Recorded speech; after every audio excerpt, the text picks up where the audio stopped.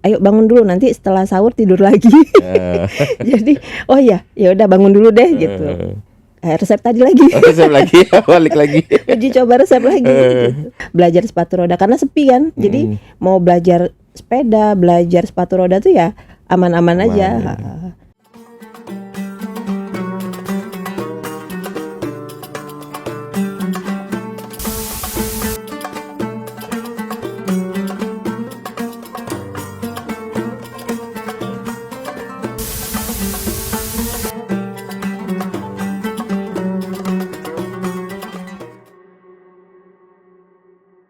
Assalamualaikum warahmatullahi wabarakatuh, Tribuners.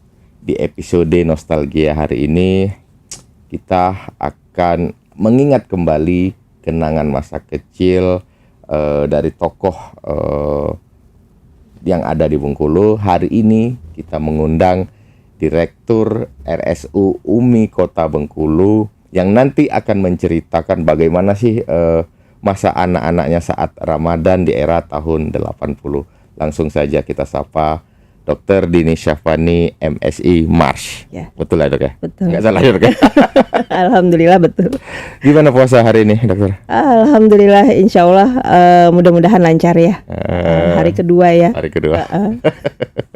Tapi biasanya kalau di keluarga dokter ini sendiri ada tradisi khusus nggak dalam Ramadan ini? Kalau di keluarga Ramadan itu apa ya? Yang paling saya ingat itu kalau menjelang Ramadan, Mas Beben, 2 minggu sebelum Ramadan itu di Sya'ban akhir itu biasanya ibu saya udah bersih-bersih.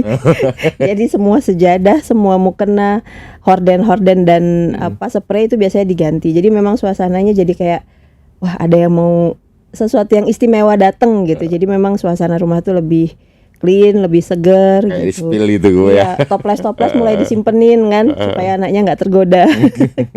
Nah, dokter, agar memberi gambaran untuk pemirsa kita yang menonton nanti, boleh diceritakan dulu nih, Dokter Dini ini lahir di tahun berapa, kecil di era tahun berapa, dan suasana seperti apa sih yang Dokter Dini alami di masa kecil itu? Ketahuan ya umurnya jadinya. Saya lahir di Palembang tahun 80, jadi tahun ini 46. Jadi generasi milenial ya. Milenial. Generasi perbatasan mau ke X, milenial ke X. Jadi tapi dari kecil sampai sekitar remaja itu saya di Bengkulu Utara. Jadi di Arga Makmur. Kebetulan ayah waktu itu tugas di sana sebagai dokter di Arga Makmur. Jadi kami di sana dari tahun 81 sampai sekitar 92. Jadi masa kecil sampai remaja lah, udah SMP kelas 2 baru pindah dari Bengkulu Utara. Bengkulu Utara waktu itu ya masih sangat sepi, jarang sekali kendaraan, orang pun masih sedikit, nggak seramai sekarang gitu. Dan banyak transmigran karena memang daerah trans. Jadi teman-teman tuh ada yang orang Jawa, Sunda, Bali gitu. Jadi penuh warna lah, penuh warna.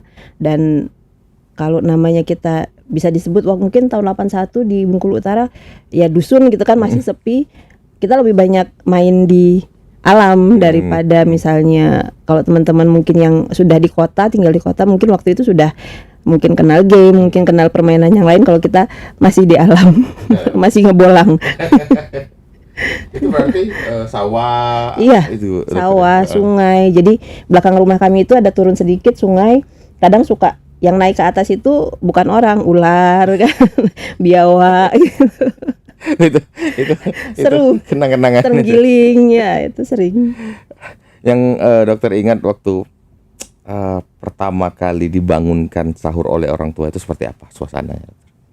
Namanya anak-anak ya Mas Beben, pas dibangunin tuh memang kayaknya mungkin menantang waktu itu ya ibu saya. Jadi yang bertugas membangunkan bapak, karena ibu biasanya udah sibuk di dapur. Jadi yang membangunkan kami bapak, dan bapak tuh selalu punya janji gitu. Jadi kalau misalnya nanti ayo bangun dulu nanti setelah sahur tidur lagi. Jadi oh ya udah bangun dulu deh gitu. Padahal setelah sahur nanti akhirnya nggak tidur juga.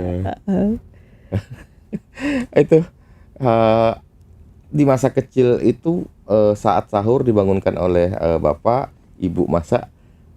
Dokter ingat nggak sih apa menu sahur waktu itu? masakan ibu ya yang paling sering. Ibu saya tuh suka mengumpulkan resep, Mas Beben. Jadi dia kalau dulu tuh dikirim dari Palembang atau dari Bengkulu buku-buku resep. Nah, Ramadan tuh biasanya dia uji coba. Jadi korban uji cobanya ya kita anak-anaknya kan. Jadi hampir semua masakan dia coba buat kalau anaknya pengen gitu. Karena tadi di dusun kan terbatas kita pengen apa.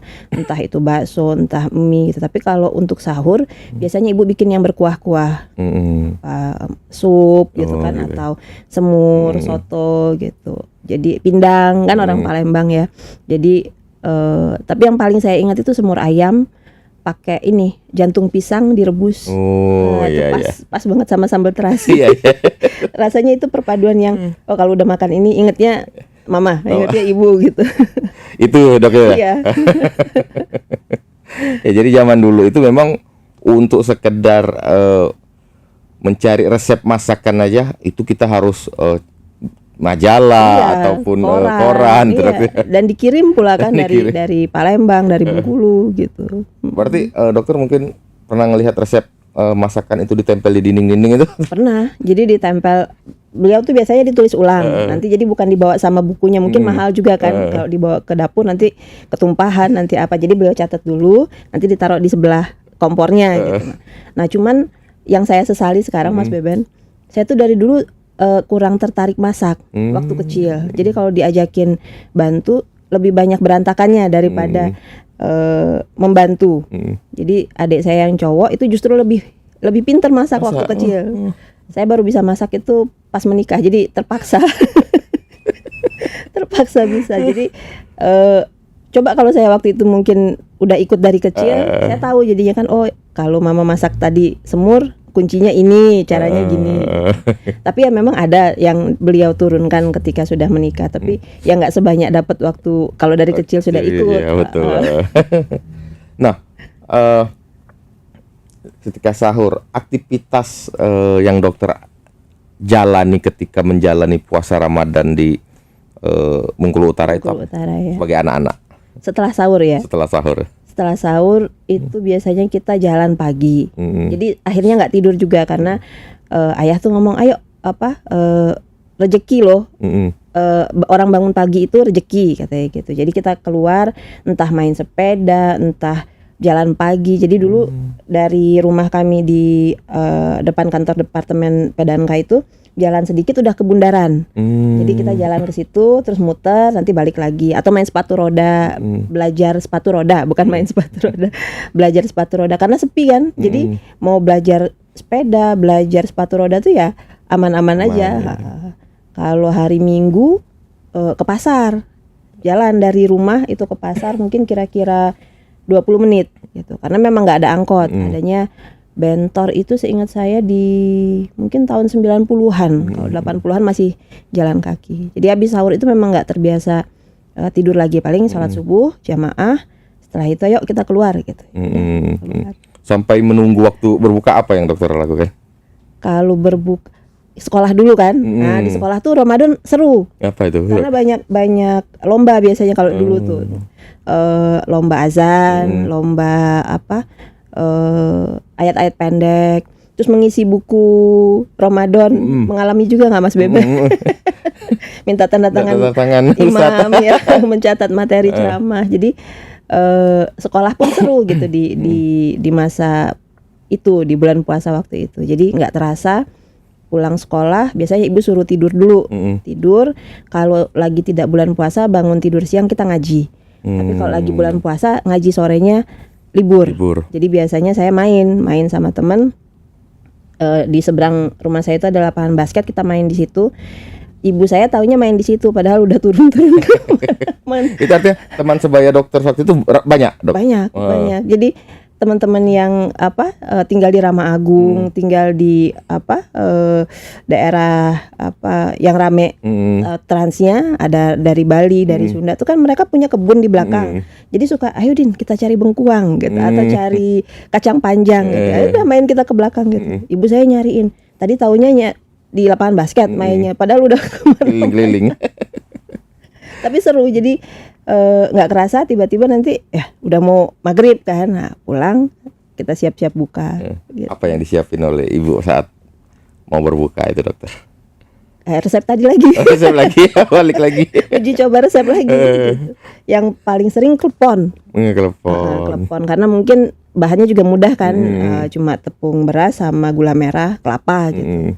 Tapi kadang-kadang kalau ada juga ibu saya eksperimen gitu, misalnya bikin pizza mie gitu. Jadi dia tomat atau sarden dia taruh di atas mie gitu, terus dipanggang. Saya mungkin nggak tahu juga waktu itu masih gimana. Pokoknya taunya pizza gitu. Tapi yang pasti teh manis, kurma gitu. Itu wajib. Dari rangkaian kenangan-kenangan itu dok. Tadi kan ketika melihat masakan menu jantung rebus itu langsung ingat ibu lah istilahnya dok ya.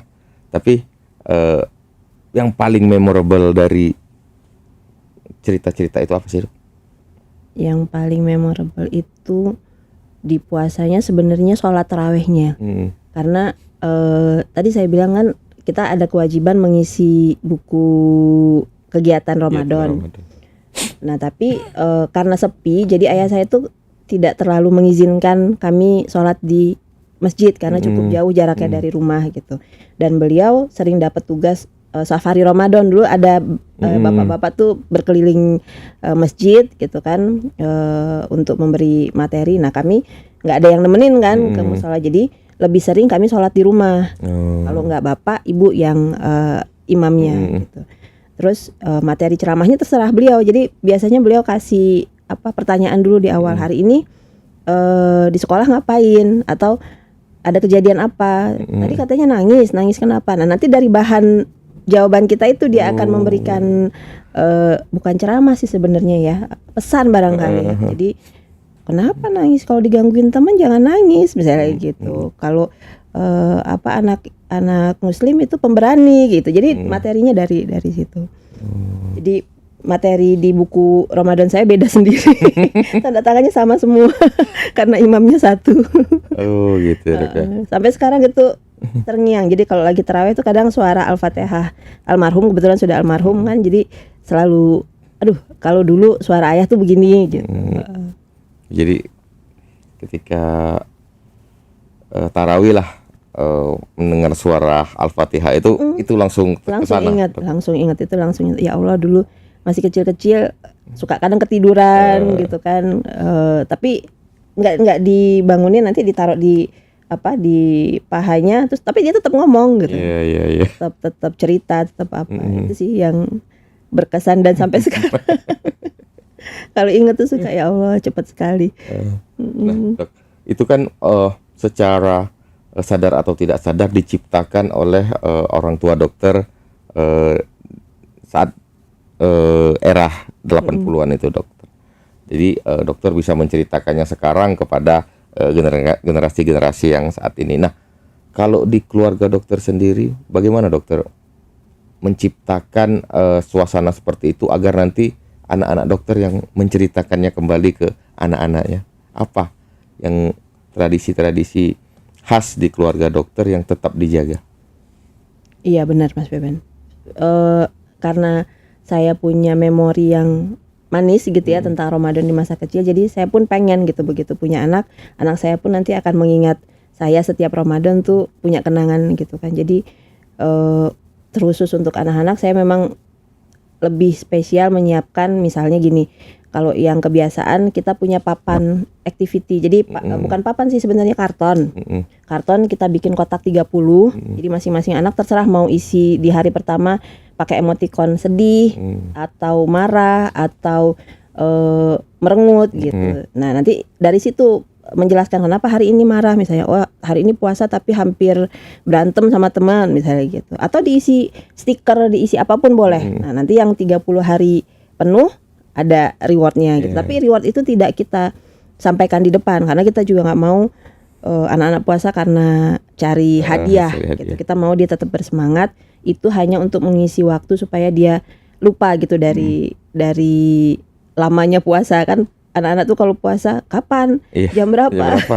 gitu. Karena waktu kecil juga saya gitu, ditempel kertas, terserah mau diisi apa, mau melukis, mau dioret-oret, mau dibikin stiker, yang penting itu terisi satu hari satu karton. Gitu. Itu saya teruskan. Terus memasak juga saya upayakan, ditanya ke anak-anak mau pengen apa nih, nanti kita coba bikin. Gitu. Balik lagi cari resep dulu Dok ya. Kayak sore ini apa Dek, pengen ini telur gulung katanya gitu kan. Gimana ya? Apa nggak beli aja ya? Karena kan kelihatannya mudah, tapi kan mungkin perlu trik Perlu khusus. trik, iya. Gitu. Nggak tahu berhasil apa enggak. Kalau untuk berbuka sama sahur itu wajib sama-sama dokter. Kalau dulu waktu kecil ya, maksudnya waktu anak-anak kecil. Kalau sekarang karena kakaknya juga sudah koas, jadi rumah ngekos. Terus adiknya juga SMA, kadang kalau buka udah sama teman-temannya. Nah, jadi pas buka tuh jarang-jarang kita kumpul. Tapi kalau sahur, insya Allah ngumpul yang bertiga, kecuali yang ngekos gitu. Kalau dia lagi ada di rumah, pasti ngumpul. Tapi kalau kan artinya kan setiap tahun itu kan dokter mengalami atau menjalani Ramadan berbeda-beda, Dok. Itu yang paling dokter kenangannya paling indah itu di waktu dokter di era-era SD, SMP, SMA atau udah kuliah, Dok? SD kayaknya ya. Iya, SD itu seru karena pas menjelang sahur, yang teman-teman yang cowok SD tuh udah keliling-keliling kan, udah pada pakai sarung sahur, teriak-teriak sahur gitu. Terus kalau terawihnya juga mereka biasa teriak di depan, din terawih din gitu. Kemudian dulu di Arga Makmur itu ada ini Mas Beban yang saya ingat, tukang putu tapi yang dipikul. Kalau sekarang kan rata-rata udah pakai sepeda. Dulu itu yang lewat seingat saya jajan itu cuman putu sama pempek, ada pempek namanya Yuli. Pempek Yuli itu pempek, kalau sekarang mungkin pempek 1000-an, tapi kalau dulu mungkin 100 kali ya harganya. Rupiahnya kan dulu lebih kecil. Nah, kalau dia sudah lewat, buka itu sebentar lagi. Oh, iya itu betul. Penanda. Jadi kita punya patokan khas gitu. Walaupun di masjid belum bunyi, pulang putu udah lewat gitu. Iya. Saya itu kalau saya dulu dokter, orang ayahnya teman saya tuh, kalau dia udah lewat depan rumah, ini 5:30 pasti sudah. Patokannya ya. Patokannya kita seperti itu, Dok. Tapi memang era-era SD itu lebih memorable menurut dokter. Iya, lebih seru karena itu tadi ada lomba kan, pas kita lomba di masjid itu kan kumpul dari berbagai SD kan, ada SD Rama Agung, ada SD 1, SD 9, SD berapa. Jadi ketemunya tuh lebih seru. Nanti pas ada yang maju imam, yang supporternya iya. Tahu sendiri anak SD kan. Nah, Dok. Kita kan tadi udah bahas banyak tentang kisah-kisah dokter menjalani Ramadan masa kecil, dan mungkin pemirsa juga tahu bahwa saat ini dokter ini dipercaya sebagai direktur Rumah Sakit Umum UMI Kota Bengkulu. Mungkin boleh ceritakan apa program yang saat ini ataupun yang nanti akan dilakukan oleh RSU UMI Kota Bengkulu ini, dokter? Kalau program rutin terkait Ramadan di UMI kita punya program memang Mas Beben. Jadi kita spesial di bulan ini terkhusus untuk selain pasien, di internal kita tuh punya agenda rutin lah setiap tahun. Yang pertama kita tilawah bareng. Jadi sebelum memulai kerja itu tilawah bareng dulu minimal 5 menit. Jadi satu unit itu bergantian 3 ayat atau satu lembar terserah kesepakatan unitnya. Sebenarnya itu di luar Ramadan juga sudah berjalan, tapi ditambah lagi di Ramadan ini kita gantian sharing. Jadi ada quotes atau materi yang dikirim H-1. Nah, besok materi yang sharingnya itu. Jadi misalnya kemarin tentang senyum sebagai ibadah. Nah, pagi ini sharingnya tentang senyum gitu. Kemudian kita ada infak harian juga yang dikumpulkan, nanti akhir bulan kita waktu menjelang Idul Fitri kita serahkan ke mungkin panti, mungkin musola atau pihak lain yang membutuhkan. Terus ada membagi takjil untuk SDM sama keluarga pasien gitu. Kemudian ada duta Ramadan, jadi yang bisa penuh mengikuti kegiatan dan capaiannya baik itu misalnya hafalan ataupun sholatnya, sunahnya, ada tertib salam ketemu antar tenaga karyawan, itu jadi duta Ramadan. Gitu.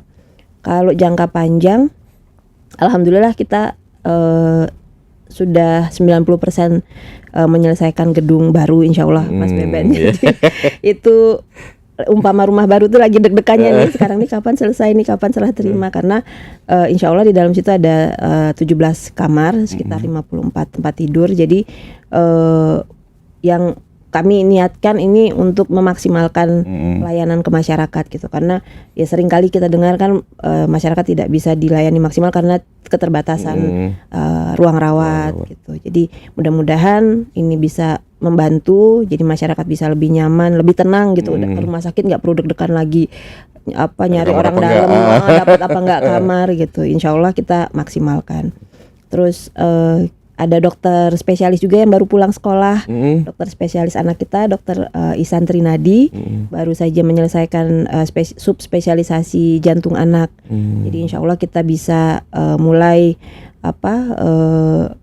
menangani pasien-pasien anak, bayi ataupun remaja dengan kelainan jantung atau ada penyakit jantung yang didapat gitu ya. Jadi mudah-mudahan ini juga bisa menambah maksimal pelayanan rumah sakit Umi untuk masyarakat. Kalau yang untuk jantung tadi itu sudah mulai jalan, Dok? Sudah, sebenarnya selama ini sudah, tapi masih, maksudnya bukan subspesialisasi kardiologi anak, tapi sekarang memang sudah betul ada kardiologi anak. Kalau sebelumnya masih kita konsulkan ke kardiologi yang dewasa, kan kita punya dokter Yusuf Endang dan dokter Siska Metasari. Nah, begitu sekarang ada dokter anak yang khusus untuk jantung anak, maka tidak perlu dikonsul lagi ke jantung dewasa, tapi bisa ditangani oleh dokter anak yang subspesialisasi jantung anak. Ya. Gitu. Dokter, kalau boleh digambarkan sebenarnya RSU Umi Kota Bengkulu ini apa sih bedanya dengan rumah sakit lain? Bedanya mungkin kalau di kita ingin masyarakat itu merasa nyaman. Pertama itu, karena kenyamanan itu sudah bagian dari penyembuhan. Nah, bagaimana membuat nyaman? Budayanya itu yang empatinya, yang komunikasi santunnya, kemudian kita juga memberikan pendekatan secara agamanya supaya pasien bisa menjalani ujian, namanya sakit itu kan ujian, menjalani ujian sakitnya dengan tenang, karena hanya dengan tenang itu dia bisa mengikuti pengobatan dengan baik. Kemudian Rumah Sakit Umi juga berupaya memaksimalkan sebanyak mungkin layanan yang bisa kita sediakan. Seperti mungkin talasemi yang sebelum ini mungkin harus keluar kota untuk mendapatkan obat ataupun transfusinya gitu, tetap pemeriksaannya, tapi kita berusaha bagaimana itu bisa kita siapkan di Rumah Sakit Umi supaya masyarakat Bengkulu nggak perlu jauh-jauh keluar kota, bisa kita periksa dan maksimalkan di sini. Artinya ke depan Rumah RSU Umi Kota Bengkulu ini terus berinovasi Insya dokter. Allah. Karena kayak jantung anak aja dulu kan mungkin nggak terlalu banyak kita dengar, maksudnya sebenarnya mungkin kasusnya ada tapi nggak ketahuan, jadi kita pikir nggak ada gitu, padahal banyak gitu. Nah, semakin banyak penyakit jantung anak berarti ada kebutuhan untuk periksa. Nah, kalau harus ke harapan kita, harus ke RSCM kan belum ongkosnya, belum maksudnya biaya hidup di sana selama menunggu pemeriksaan anak. Kalau kita bisa sediakan di sini kan masyarakat sangat terbantu. Kemudian misalnya untuk kanker darah anak, hematologi anak, kita juga ada dokter Leni, dokter anak subspesialisasi hemato-onko anak. Jadi misalnya pasien-pasien talasemi, pasien leukemia, pasien-pasien dengan kelainan darah itu bisa juga kita tangani. Oke. Sukses untuk dokter ini dan RSU Umi Kota Bengkulu. Sudah berbagi cerita dengan pemirsa kita. Seperti apa kehidupan kecil di Bengkulu Utara tadi dokter ya. Nah, mungkin untuk penutup dokter boleh pesan-pesanlah kepada masyarakat kita di Bengkulu. Nah, mungkin ada tambahan tips dalam bagaimana agar puasa kita ini tetap sehat, kuat sampai nanti ke Idul Fitri. Silakan dokter. Oke. Assalamualaikum warahmatullahi wabarakatuh. Saya Dr. Dini Syafani, Direktur Rumah Sakit Umum UMI Bengkulu. Mungkin memberikan sedikit tips untuk berpuasa agar tetap sehat sampai nanti menjelang Idul Fitri. Yang pertama, jaga makan, jangan berlebihan dalam hal apapun. Kemudian jaga istirahat dan kemudian maksimalkan berdoa, karena hanya Allah sebenarnya sebaik-baiknya yang bisa menjaga kesehatan kita. Jadi upaya ikhtiarnya menjaga makan dan istirahat, tambah olahraga mungkin ya akan lebih baik lagi, kemudian berdoa. Kemudian mungkin juga sedikit nilai mungkin ada yang bisa dibagi dari cerita masa kecil tadi Mas Beben. Ternyata untuk menjaga konsistensi ibadah itu bisa dimulai dari hal-hal yang kecil gitu. Jadi kita bisa membentuk konsistensi ibadah pada anak itu bukan dengan memberikan tekanan yang besar, bukan dengan hukuman, bukan dengan paksaan, tapi justru dengan memberikan apresiasi kecil ataupun pendekatan supaya anak juga bisa menikmati ibadah puasa, bukan hanya sekedar kewajiban. Oke, luar biasa. Terima kasih. Sama-sama Dokter Mas Dini Beben. sudah mau datang ke kantor kita. Sama-sama. Yang kedua kali, Dok, ya? Iya, yang kedua kali. Mudah-mudahan nggak kapok. Enggak. Oke, Tribuners, demikian obrolan kita dengan Dokter Dini. Semoga banyak manfaat yang bisa diambil. Amin, Saya amin. tutup akhiri. Wassalamualaikum warahmatullahi wabarakatuh. Download Tribun X sekarang. Menghadirkan lokal menjadi Indonesia.